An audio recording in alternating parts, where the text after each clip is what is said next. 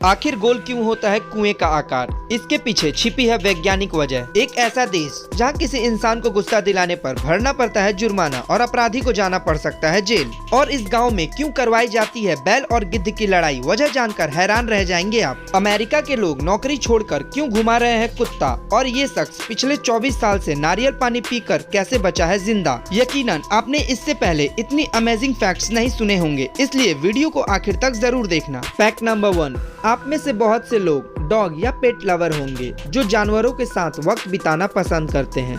लेकिन क्या आप जानते हैं कि आपका ये प्यार या पसंद आपको करोड़ों रुपए कमा के दे सकता है, जिसके लिए आपको अमेरिका का वीजा लेना पड़ेगा। दरअसल इन दिनों अमेरिका में कुत्तों को सैर पर ले जाने वाले लोगों को बड़े स्तर पर नौकरी पर रखा जा रहा है, जो रोजाना कुत्ते को घुमा के हर महीने 1 करोड़ या उससे भी ज्यादा कमाई कर लेते हैं। अमेरिका के लोग काफी ज्यादा बिजी रहते हैं, जिसकी वजह से उनके पास अपने पालतू कुत्तों को घुमाने या फिर उन्हें सैर पर ले जाने का टाइम नहीं होता है। वो लोग कुछ ऐसे लोगों को नौकरी पर रख लेते हैं जो उनके कुत्तों को सुबह शाम वॉक पे ले जा सके, और इसके बदले उस व्यक्ति को हर महीने सैलरी दी जाती है। यही वजह है कि अमेरिका में रहने वाले कई युवा और यहाँ तक कि टीचर्स भी अपनी जॉब छोड़कर कुत्ते को सैर पर ले जाने वाला जॉब कर रहे हैं, क्योंकि इसमें ज्यादा सैलरी मिलती है और मेहनत भी कम है। फैक्ट नंबर 2, रात के समय सड़कों पर रोशनी के लिए स्ट्रीट लाइट्स लगाई जाती हैं, जो काफी ज्यादा बिजली की खपत करती है और उन्हें रख रखाव के लिए अलग से पैसा खर्चा करना पड़ता है।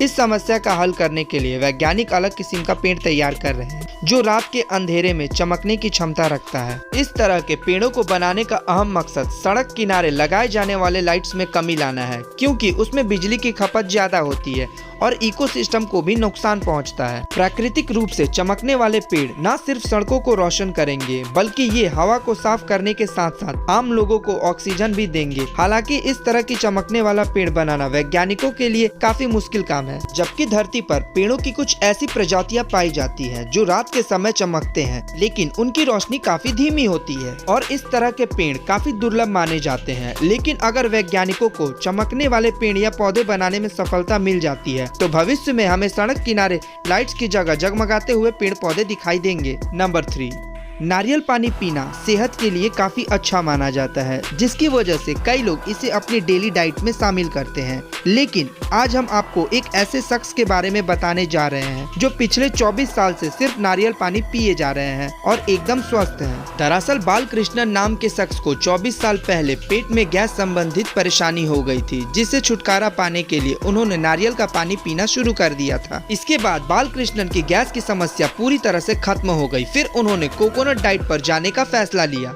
वर्तमान समय में बालकृष्णन नारियल पानी के अलावा कोई और चीज खाते पीते नहीं है, जबकि उनकी बॉडी पूरी तरह से स्वस्थ है। आपको बता दें कि नारियल पानी में कैल्शियम, मैग्नीशियम, सोडियम और पोटेशियम समेत कई तरह के पोषक तत्व पाए जाते हैं, जो शरीर की विभिन्न जरूरतों को पूरा करने का काम करते हैं। लेकिन नारियल पानी के साथ ही इंसान को खाना और विभिन्न फलों को भी खाने की जरूरत होती है। हालांकि बालकृष्णन पिछले 24 साल से सिर्फ नारियल पानी पी के जिंदा है और उन्हें खाने की जरूरत भी महसूस नहीं होती है। फैक्ट नंबर 4, आज भारत समेत दुनिया भर के कई देशों में युवा स्टार्टअप की तरफ कदम बढ़ा रहे हैं, जिसकी वजह से लोग कम उम्र में ही बेहतरीन बिजनेस खड़ा कर देते हैं और इस देश की अर्थव्यवस्था में सुधार होने की चांसेस भी बढ़ जाते हैं। लेकिन क्या आप जानते हैं कि दुनिया में एक ऐसा देश भी है जहां की सरकार अपने अधिकारियों को बिजनेस शुरू करने के लिए 1 साल की पेड लीव देती है? जी हाँ, आपने सही सुना। इस देश का नाम यूएई है, जहां की सरकार की तरफ से सरकारी कर्मचारियों को बिजनेस शुरू करने के लिए 1 साल की पेड लीव दी जाती है। यानी यूएई की सरकारी कर्मचारी 1 साल तक काम पर नहीं जाए तब भी उन्हें हर महीने सैलरी दी जाएगी। इस दौरान सरकारी कर्मचारी अपना कोई भी बिजनेस शुरू कर सकते हैं, ताकि यूएई सरकार को इस बिजनेस से अर्थव्यवस्था को सुधारने में मदद मिल सके। लेकिन अगर किसी वजह से सरकारी कर्मचारी का बिजनेस नहीं चलता है, तो वो पेड लीव खत्म होने के बाद दोबारा अपनी नौकरी ज्वाइन कर सकता है। यूएई की सरकार चाहती है कि इस योजना के तहत देश के नागरिक अपने क्षमताओं को पहचाने और उसके ऊपर काम कर सके, ताकि देश की प्रगति की गति को और तेज किया जा सके। इसके साथ ही यूएई सरकार स्टार्टअप को बढ़ावा दे रही है, ताकि आने वाले समय में देश में बिजनेस करने वाले लोगों की संख्या में बढ़ोतरी हो सके। इस योजना को 2 फरवरी 2023 से पूरे देश में लागू कर दिया गया था, जिसका लाभ उठाकर सरकारी कर्मचारी न सिर्फ अपना बिजनेस खड़ा कर सकते हैं, बल्कि देश की प्रगति में भी सहयोग दे सकते हैं। फैक्ट नंबर 5, आप में से बहुत से लोगों ने कबूतरबाजी के खेल के बारे में सुना होगा, जिसमें कबूतरों के बीच लड़ाई करवाई जाती है और इस खेल का आनंद उठाने के लिए सैकड़ों लोगों की भीड़ इकट्ठा होती है। लेकिन क्या आपने कभी बैल और गिद्ध के बीच होने वाली जबरदस्त लड़ाई को देखा है, जो महज एक लड़ाई नहीं बल्कि एक अनोखा फेस्टिवल होता है। हम आपको ये बता दें कि ये त्योहार पेरू में कोलरक्यू नाम के एक छोटे से पहाड़ी गांव में मनाया जाता है। इसे ब्लड फेस्टिवल के नाम से जाना जाता है।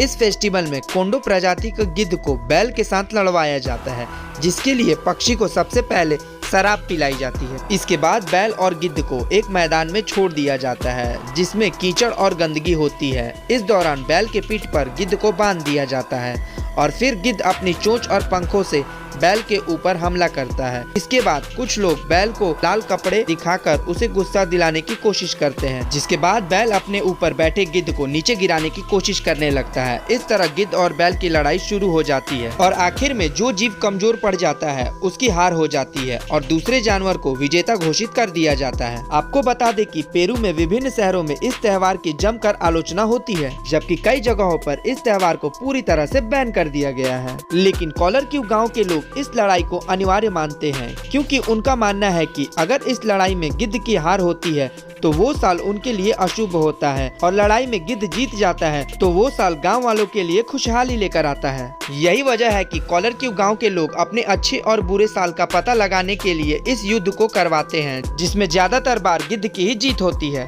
फैक्ट नंबर 6, हर इंसान को कभी न कभी किसी व्यक्ति, दोस्त या रिश्तेदार के बात पर गुस्सा आ जाता है, जिसे शांत करने के लिए वो सामने वाले पर नाराजगी जाहिर करता है या फिर उसके ऊपर चिल्लाता है। लेकिन क्या आप जानते हैं कि इस दुनिया में एक ऐसी जगह भी है जहां किसी शख्स को गुस्सा दिलाना कानूनन अपराध माना जाता है? जी हाँ, आपने बिल्कुल सही सुना। फिलीपींस में आपका किसी व्यक्ति को गुस्सा दिलाना अपराध माना जा सकता है। इसके लिए आपको 75 पाउंड यानी लगभग 7,500 रुपए जुर्माना भरना पड़ सकता है। दरअसल फिलीपींस में 1930 के दशक में एक कानून बनाया गया था, जिसके तहत किसी व्यक्ति को बेवजह परेशान करना और अपनी हरकतों से गुस्सा दिलाना उत्पीड़न के दायरे में आता है। उस व्यक्ति को सजा दिलाना या फिर उसके ऊपर जुर्माना लगाना अनिवार्य है, ताकि वो व्यक्ति किसी दूसरे शख्स की शांति को भंग न कर सके। के अलावा फिलीपींस में पूरे साल भर पर्यटकों का जमावड़ा लगा रहता है, इसलिए इस कानून के तहत पर्यटकों की शांति को भी ख्याल रखा जाता है। आपको बता दें कि बीते कुछ सालों में ज्यादा गुस्सा करने की वजह से इंसान की मेंटल और फिजिकल हेल्थ पर बुरा असर पड़ रहा है, जिसकी वजह से लोग ब्रेन स्ट्रोक, हार्ट अटैक और तनाव जैसे गंभीर बीमारियों का शिकार होकर अपनी जान गंवा देते हैं। फिलीपींस में किसी को गुस्सा ना दिलाना एक अहम कानून माना जाता है, जिसके तहत कभी कभी पर्यटकों को भी